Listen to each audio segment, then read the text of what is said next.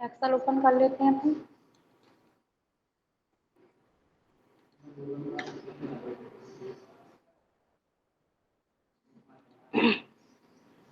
हमने data type में आपको यहाँ तक बता दिया था, ठीक है। क्या हुआ,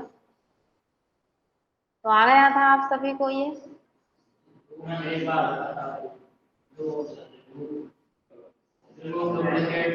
ये डाटा लोकेशन और ये दोनों, ठीक है। चलिए अपन यहाँ पे क्या करते हैं, पहले तो फाइल ओपन कर लेते हैं जो अपन ने सेव की हुई थी। कल किस नाम से की थी?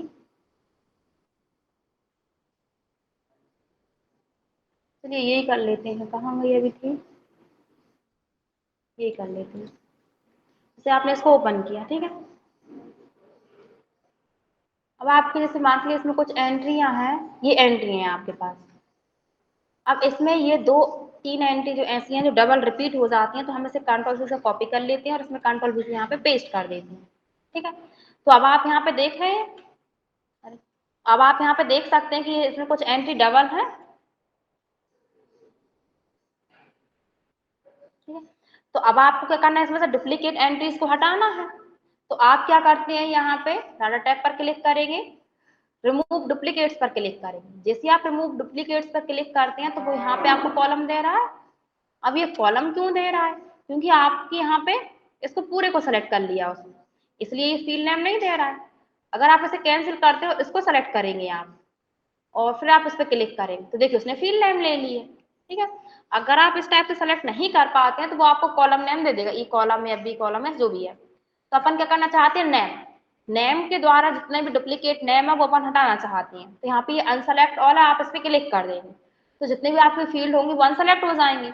अब जैसे कि नाम पे हमने सेलेक्ट किया, टैग बॉक्स चेकबुक को चेक किया अपन ने, अब अपन यहाँ पे नाम के द्वारा हटाना चाहते हैं, तो आप यहाँ पे देखेंगे ये पिंकी और पूजा है, ऊपर भी है और नीचे भी है। अब आप यहाँ पे ओके करेंगे, और ओके करें तो आप देखेंगे इसमें से वो दोनों एंट्रियां रिमूव हो जाएंगी, ठीक है। तो आ जाएगा आपको ये। इसके बाद हम इसको क्या करते हैं, यहाँ पे कंट्रोल से कॉपी कर लेते हैं, यहाँ पे कंट्रोल भी से पेस्ट कर देते हैं, ठीक। इस डाटा को हटा देते हैं। अब जैसे कि यहाँ पर जो आपने फीस ली, जो आपने कोर्स नेम लिए हैं, इसमें तो आपकी लिस्ट आ रही है, क्योंकि इसमें शायद हमें बता चुके क्या ये बता दिए। हाँ तो कोई बात नहीं, हम यहाँ पे इनको नाम को सिलेक्ट करते हैं, कंट्रोल से कॉपी कर लेते हैं, यहाँ पे पेस्ट कर देते हैं और इसे अपन हटा देते हैं, ठीक है। अब आपके यहाँ पे नाम है और ये अपन ने कोर्स नेम ले लिया और यहाँ पे अपन इनकी फीस ले ली। अब यहाँ पे कोर्स नेम आप हर एक स्टूडेंट का टाइप करेंगे तो टाइम लगेगा। आप चाहते हैं कि एक टाइप से लिस्ट टाइप में आ जाए, तो आप किसका यूज कर सकते हैं, इस ऑप्शन का। तो आप इस पर क्लिक करेंगे तो यहाँ पे एनी वैल्यू है, आप इसके ड्रॉप डाउन और ऊपर क्लिक करेंगे और ये लिस्ट ऑप्शन है, लिस्ट पे क्लिक करेंगे। जैसे आप लिस्ट पे क्लिक करेंगे तो यहाँ पे ये सोर्स आ जाएगा। सोर्स में आप वो सब्जेक्ट लिख देंगे जिस सब्जेक्ट आप यहाँ पे ड्रॉप डाउन लिस्ट चाहते हैं, जिन जिन सब्जेक्ट्स की, जिन जिन कोर्स की, सॉरी। तो अपन यहाँ पे कोर्स लिख देते हैं, जैसे कि डीसीए लिखा हमने, कॉमा दिया, पीजीडीसीए लिख दिया। टैली भी ले लेते हैं अपन, तीनों ले लेते हैं, ठीक है। और ओके करेंगे, ओके करेंगे तो आपके पास ये किस सेल में आएगा, ओनली इस वाले सेल में, क्यों, क्योंकि यही सेल सेलेक्ट है ओनली। तो अगर आप चाहते हैं कि पूरे सेल में करना तो आप इस पूरे सेल को सेलेक्ट कर लेंगे, पूरे यहाँ पे जितना डाटा है आपके में उतना एरिया आप सेलेक्ट करेंगे और यहाँ पे ओके करेंगे। तो अब आप इस सेल पे क्लिक करेंगे तो आप देखेंगे ये ड्रॉप डाउन आ रहा है बना हुआ, बट इसमें नहीं आ रहा, ये आपने बाद में सेलेक्ट किया था। अब आप इसके ड्रॉप डाउन पर क्लिक करेंगे तो जो कोर्स आपने लिए थे वो आ रहे हैं, और ये टैली के आगे ये नंबर क्यों आ रहा है, क्योंकि आपने बाद में सेलेक्ट की हुई थी ना टेबल, उसकी वजह से, ठीक है। तो अपन यहाँ पे क्या ले लेते हैं, इसका कोर्स ले लेते हैं, जैसे कि ये है, इसका पीजीडीसी ले लेते हैं और इसका अब यहाँ पे नहीं आ रहा तो अपन इसको सेलेक्ट करेंगे। सेलेक्ट करने के बाद फिर से आप इस पर क्लिक करेंगे और यहाँ से लिस्ट ले लेंगे, लिस्ट में फिर आप वही कोर्स टाइप कर देंगे जो जो आपके कोर्स थे, जैसे कि अपने डीसीए था, कॉमा लगाया, पीजीडीसीए,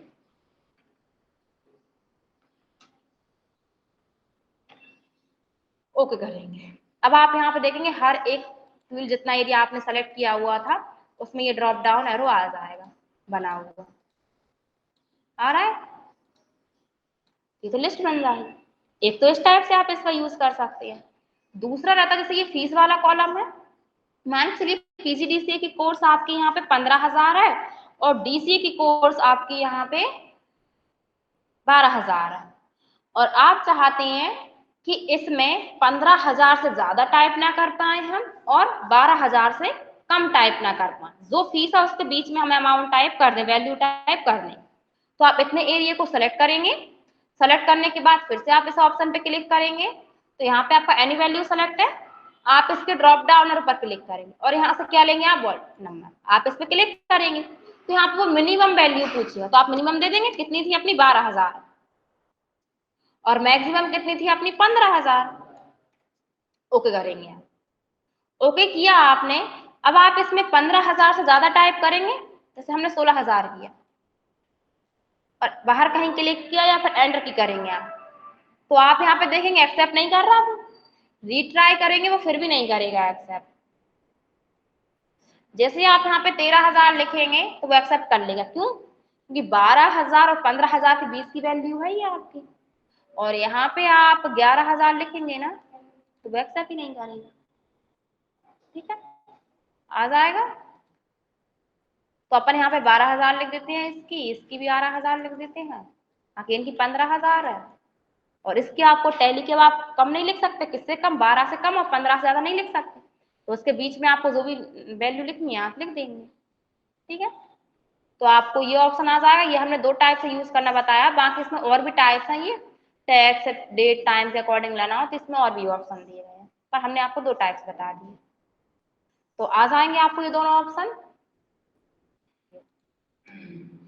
इसके बाद नेक्स्ट आपको क्या मिलता है, इसका यूज होता है कि जैसे आप डाटा को क्या करना चाहते हैं, इसमें बहुत सारे ऑप्शंस रहते हैं, जैसे आपको यहाँ पे प्लस करना है या फिर कुछ और फॉर्मूला का यूज करना है। जैसे हमारे पास 2 मंथ है तो हम इसको क्या करते हैं, यहाँ सेलेक्ट करते हैं, कंट्रोल से कॉपी किया, नीचे हम इसको पेस्ट कर देते हैं और फिर यहाँ पे भी हम इसको पेस्ट कर देते हैं।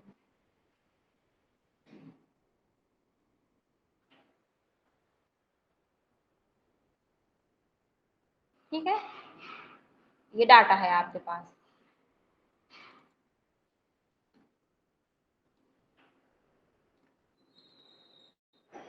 कोर्स नेम नहीं लेते हैं अपन, कोर्स नेम को कॉलम हटा देते हैं, सिर्फ अपन क्या ले लेते हैं, नाम ले लेते हैं और फीस ले लेते हैं। अपन यहाँ पे फीस ले लेंगे। ये ऐसा क्यों आ रहा है? कंट्रोल से हम इसे कॉपी करते हैं और इस सीट पर ले लेते हैं अपन। ये हमने यहाँ पे कंट्रोल V से पेस्ट किया। ठीक है, और यहाँ पर भी अपन पेस्ट कर देते हैं। अब यहाँ पे आप फीस लिखेंगे, जैसे मान के चलिए ये जनवरी मंथ की फीस है तो हम यहाँ पे जनवरी डाल दें मर्ज करके, और ये आपकी फरवरी की रहेगी तो अपन यहाँ पे फरवरी लिख देते हैं। ठीक, अब इन्होंने जनवरी मंथ में मान लीजिए इन्होंने सभी ने 2-2 हजार की है तो अपन यहाँ पे 2-2 हजार लिख देते हैं, और फरवरी मंथ में इन्होंने किए 3-3 हजार तो यहाँ पे अपन 3-3 लिख देंगे। तो आपको पता करना है कि जनवरी और फरवरी की टोटल फीस कितनी की है इन सभी ने। वैसे तो ये कम नंबरिंग है, मतलब छोटी वैल्यू आ रही है आपको, तो आप पहचान सकते हैं कि 3,000 इसकी है, 2,000 से 5,000 की है। लेकिन अगर आपके पास ज्यादा बड़ी वैल्यू होती है, ज्यादा बड़ी संख्या होती है, फिर आप कैसे करेंगे? या फिर जैसे कि यहाँ पे हमने कर दिया 11,5,2 इस टाइप की वैल्यू कर दी हमने, और यहाँ पे हमने कैसे कर दिया, ये वैल्यू कर दी, तो आप इन दोनों को प्लस करने में फिर आपको टाइम लगेगा। अभी तो हमने नॉर्मल दिए तो वो आप इजी लग रही है आपको कि आप यहाँ पे कर सकते हैं। ठीक, अब आप क्या करेंगे, यहाँ पर डाटा टैब पर क्लिक करेंगे, इस ऑप्शन पे क्लिक करेंगे। जैसे आप इस पे क्लिक करते हैं तो फंक्शंस पे आप इसके ड्रॉप डाउन एरो पर क्लिक करेंगे, अपन ने सम करके देखना है इन दोनों मंथ का कितनी टोटल फीस है, आप इसको सेलेक्ट करेंगे। रेफरेंस में क्या करेंगे, आप यहाँ पे टेबल सेलेक्ट करेंगे जो आपकी टेबल है, और ये ऐड का ऑप्शन आ रहा है, ऐड पर क्लिक करेंगे। अब आपकी दूसरी टेबल भी सेलेक्ट करनी है तो आप इसको रेफरेंस में से हटा देंगे और दूसरी टेबल का सेल एड्रेस ले लेंगे यहाँ पे, इसका साइज